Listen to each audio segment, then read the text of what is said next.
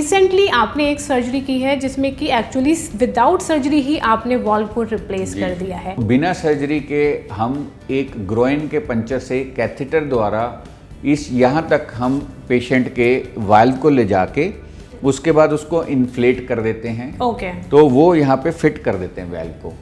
और ये प्रोसीजर जो है इंडिया में थोड़े हो पाए हैं अभी तक। जो कि मेडिकली अनफिट हैं, उनको किडनी प्रॉब्लम है या लिवर प्रॉब्लम है या अस्थमा के पेशेंट्स हैं या फिर एज बहुत ज़्यादा हो गई है, एंड सेकेंडली वो डरे हुए भी हैं कि सर्जरी नहीं करानी है, तो इस तरह के क्या सारे ही पेशेंट्स इस ऑप्शन को ऑप्ट कर सकते हैं? तो इतने घंटे जो बेहोशी की दवा नहीं ले सकते, जिनकी लाइफ को खतरा हो सकता है, ऐसे पेशेंट्स के लिए ये बहुत अच्छी ऑप्शन है और it is as safe as surgery. तो सर्जरी जैसे इसके रिजल्ट भी सर्जरी के इक्विवेलेंट है। Hello everyone, welcome to our health care series presented by SSB heart and multi specialty hospital. I am with you Shikha Yadav. आज हम बात करेंगे हार्ट वॉल्व रिप्लेसमेंट के बारे में।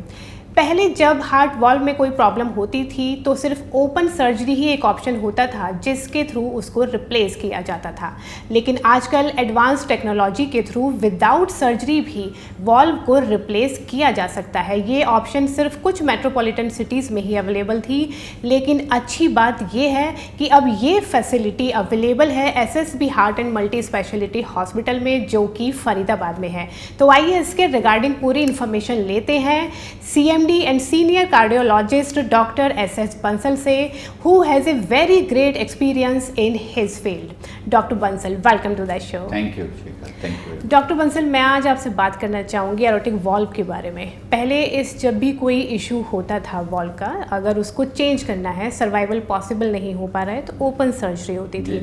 बट रिसेंटली आपने एक सर्जरी की है जिसमें कि एक्चुअली विदाउट सर्जरी ही आपने वॉल्व को रिप्लेस कर दिया है। उस एक्सपीरियंस के बारे में आपसे जानना चाहूँगी, किस तरह की कंडीशन पेशेंट्स की थी वो आप शेयर करें। जो हमारे पास पेशेंट आया था उसकी एज जो है अराउंड 52-53 के करीब थी जी। तो उस पेशेंट को एओर्टिक वेल्व स्टेनोसिस था जी। तो एओर्टिक हार्ट के अंदर 4 वेल्व्स होते हैं। लेफ्ट साइड के जो 2 वेल्व हैं उनको यूजुअली उनमें नैरोइंग होना एक कॉमन बात है जी। जो लेफ्ट हार्ट होता है उसके अंदर जो एक एओर्टिक वेल्व जो है उसका काम है जो ब्लड हार्ट पंप करता है वो बॉडी में एओर्टा के थ्रू पूरी बॉडी में सर्कुलेट होता है ब्लड। तो एओर्टा से ब्लड वापस हार्ट में ना आ जाए, जो हार्ट ने ऑलरेडी पंप किया है उसको वापस आने से जो रोकता है वो एओर्टिक वेल्व है। जो हार्ट का एओर्टिक, ये है हार्ट का एओर्टिक वेल्व, जो ये आप देखेंगे एओर्टिक वेल्व, ये इसमें 3 कस्प होते हैं, पर कईयों के जन्म से ये हार्ट का लेफ्ट वेंट्रिकल है, जब वो पंप करता है तो ब्लड इसके थ्रू सारी बॉडी में जाता है। ब्रेन की ये आर्टरीज हैं जो ब्रेन में लेके जाती हैं, उसके बाद फिर ये यहाँ से फिर वो पूरा बॉडी में चला जाता है ब्लड। तो ये वेल्व जो है हार्ट ब्लड को जो पंप किया गया है उसको वापस नहीं आने देता है, उस समय ये बंद हो जाता है। जब ब्लड वापस आने लगता है तो ये बंद हो जाता है, तो रास्ता बंद कर देता है। जब ये वेल्व नैरो हो जाता है उसको हम बोलते हैं एओर्टिक स्टेनोसिस। जब बहुत ही नैरो हो जाए तो फिर ये हार्ट को जो ब्लड पंप करने में हार्ट को बड़ी मुश्किल होती है, बिकॉज आगे बड़ी सीवियर ऑब्स्ट्रक्शन पैदा हो जाती है। उसमें इस तरह की जो सिचुएशन होती है, इस सिचुएशन में जब सीवियर एओर्टिक स्टेनोसिस हो जाता है, 1 सेंटीमीटर से भी कम ओपनिंग रह जाती है हार्ट की, 1 सेंटीमीटर स्क्वायर से भी कम एरिया रह जाता है वेल्व का, तब उस पेशेंट को बड़े सिम्टम्स आने शुरू हो जाते हैं, उसका सर्वाइवल बड़ा शॉर्ट हो जाता है और उसके जब सिम्टमेटिक हो जाता है पेशेंट तो 1-2 साल से ज़्यादा उसका सर्वाइवल होता नहीं है। तो जो ये हमारी पेशेंट थी इसके अंदर सीवियर एओर्टिक स्टेनोसिस हो चुका था जी। और एज भी उसकी बहुत ज़्यादा नहीं थी, लेकिन उसको हमने सर्जरी, ओपन हार्ट सर्जरी करके वेल्व चेंज करने की ऑप्शन दी। पेशेंट ने बिल्कुल उसके लिए मना कर दिया जी।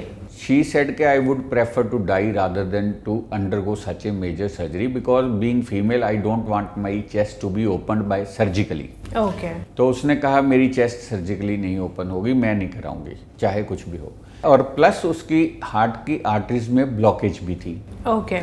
तो उसमें चैलेंज ये था, नॉर्मली ऐसे पेशेंट में bypass surgery plus open heart surgery करके वाल चेंज किया जाता है, रिप्लेस किया जाता है जी। इस पेशेंट ने क्योंकि रिफ्यूज़ कर दिया और पेशेंट को तकलीफ बहुत ज़्यादा थी, तो हमने फिर उसको ऑप्शन दी कि हम आपका नॉन सर्जिकली एक ग्रोइन की आर्टरी से स्मॉल पंचर के द्वारा, जिसमें हमें कोई आपको कट ही नहीं लगाना, कोई आपको स्टिच नहीं लगाना, और आपको वाल्व को हम चेंज कर देंगे कैथीटर बेस्ड टेक्निक से, जिसको टावर कहते हैं।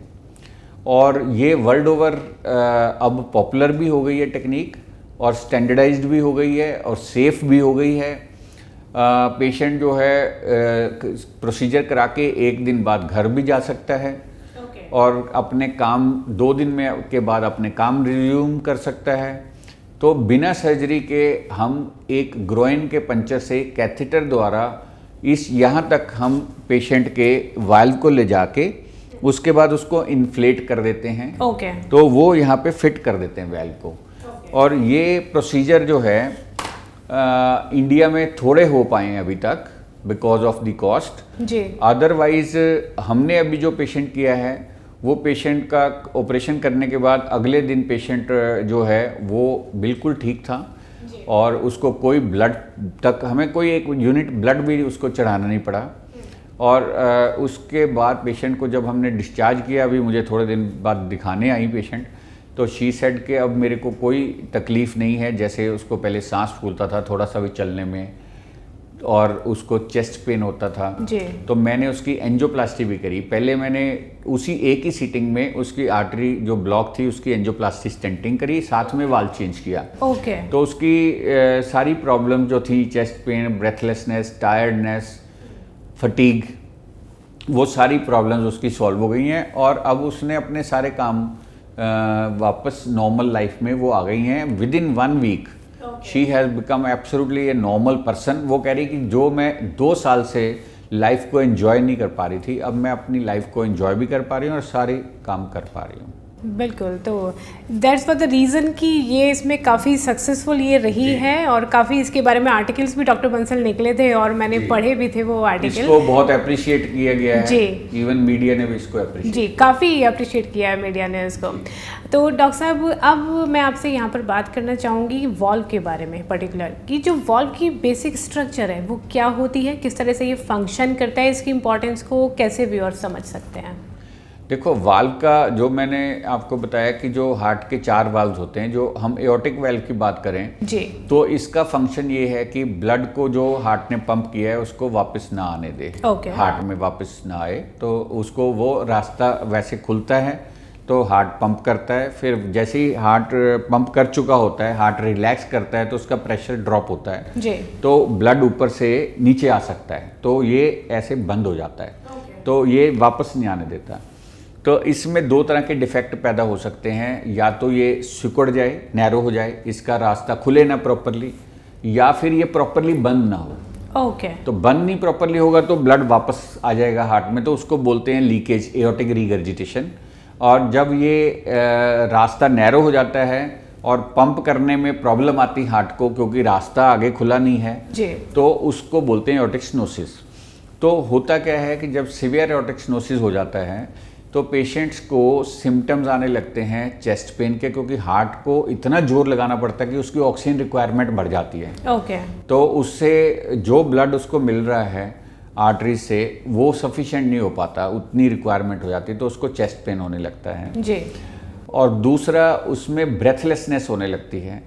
और तीसरा, कई बार ब्लड प्रेशर गिरने लगता है, पेशेंट को बेहोशी आने लगती है, एक्सर्शन पे अनकॉन्शियस भी हो सकता है पेशेंट, उसको सिनकपी कहते हैं। तो जब ये सिम्टम्स आते हैं ब्रेथलेसनेस के, सिनकपी के, एंजाइना के, उसके बाद patient usually 6 months to 2 years maximum survival हो पाता है। तो ऐसे पेशेंट में सर्जिकली या नॉन सर्जिकली उसको ठीक करना बहुत ज़रूरी हो जाता है जी।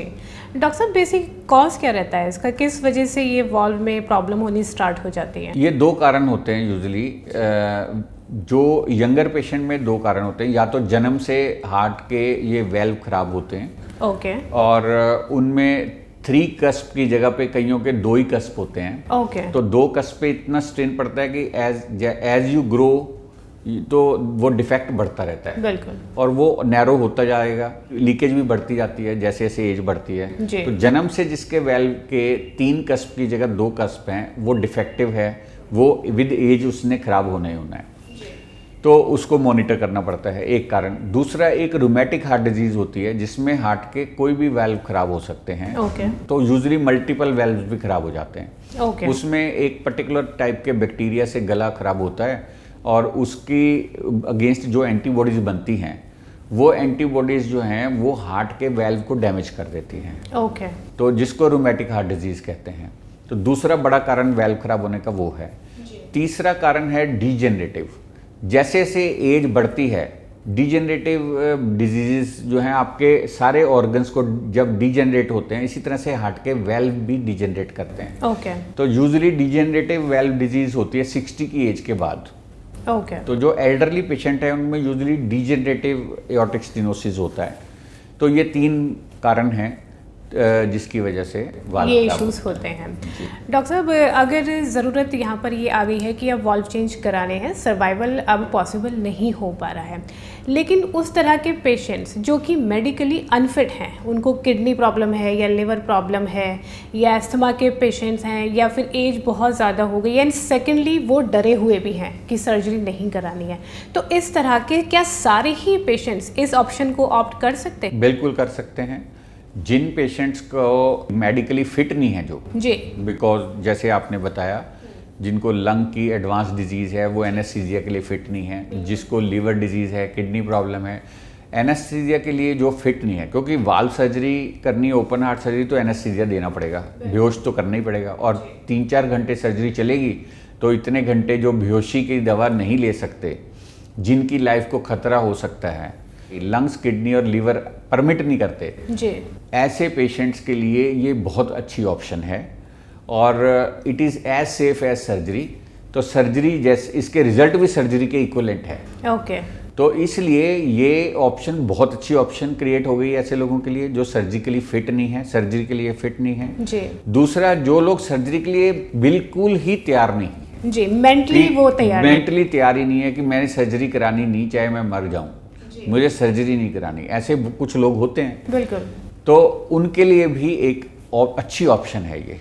हमारा पेशेंट जो था वो फिट था सर्जरी के लिए, पर वो कह रही थी मुझे सर्जरी करानी नहीं, तो हमने फिर हमें ये ऑप्शन अडॉप्ट करी, नॉन सर्जिकल।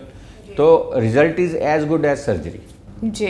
डॉक्टर साहब, किसी तरह के कोई आफ्टर केयर या किसी तरह की कोई कॉम्प्लिकेशन, कुछ ऐसी सिचुएशंस रहती हैं इसके बाद? देखो, अगर वेल्व को अगर इसमें एक्सपीरियंस्ड ऑपरेटर है जी, तो यूजुअली कोई प्रॉब्लम टेक्निकली ऑपरेशन के दौरान नहीं आती। Risk is less than 1%। Okay. Right, surgery से भी कम रिस्क ही है इसमें। जी। दूसरा, बाद में फ्यूचर में अगर पेशेंट को हमें ब्लड थिनर देने होते हैं तो उसको कम से कम 3 months to 6 months उसको ब्लड थिनर पे रहना होता है, नहीं तो वेल्व पे क्लॉट आ जाता है। ओके। और क्लॉट अगर आ जाए, क्लॉट फिर ब्रेन में चला जाए तो पैरालिटिक स्ट्रोक हो सकता है। ओके। तो हम पेशेंट को ब्लड थिनर लिखते हैं जो उसको बाद में लेने होते हैं। ओके। एंड डॉक्टर साहब, वन लास्ट क्वेश्चन कि किसी भी तरह का कोई आफ्टर केयर, जब आपने जो बताया है कि बहुत ही नॉर्मल है, तो ऐसा डेली रूटीन में बंदा पहले की तरह अपनी लाइफ में कितने टाइम के बाद आ जाता है? क्योंकि जनरली एक ही कॉन्सेप्ट होता है कि अगर हम किसी भी सर्जिकल प्रोसेस के थ्रू गए हैं तो हम पहले की तरह नॉर्मल नहीं हो सकते हैं। जो सर्जरी कराते हैं उनको तो 1.5 महीना लगता है। 1.5 महीने तक उनको अलाउड नहीं होता वेट उठाना, बहुत ज़्यादा एक्सर्शन करना। ओके। लेकिन जो ये हम नॉन सर्जिकली वेल चेंज करते हैं, इसमें पेशेंट 3 दिन बाद सब कुछ कर सकता है। Okay, very less time. जी, तो हम बोल सकते हैं कि ये मतलब एक बहुत ही सेटिस्फाइंग और कम टाइम में रिकवरी के साथ पेशेंट अपनी लाइफ को सेव कर सकता है। Thank you so much doctor Bansal for all the information. My pleasure. हमारे साथ थे doctor Bansal, senior cardiologist and CMD of SSB heart and multi specialty hospital, जिन्होंने बताया कि अगर आपको वॉल्व रिप्लेसमेंट कराना है तो उसके लिए एक सर्जिकल प्रोसेस के थ्रू जाने की ज़रूरत नहीं है। अब ये ऑप्शन फरीदाबाद के SSB हॉस्पिटल में अवेलेबल है कि अगर आप सर्जरी के लिए अनफिट हैं या सर्जरी नहीं कराना चाहते हैं तो आप विदाउट सर्जरी भी वॉल्व रिप्लेसमेंट करा सकते हैं। तो अगर आपको हार्ट की या हार्ट से रिलेटेड किसी भी तरह की कोई प्रॉब्लम है तो विदाउट एनी सेकंड थॉट आप एसएसबी हॉस्पिटल में कंसल्ट कर सकते हैं और यहाँ से हार्ट केयर की बेस्ट फैसिलिटीज़ आप अवेल कर सकते हैं। So be healthy, be happy, stay safe, take care.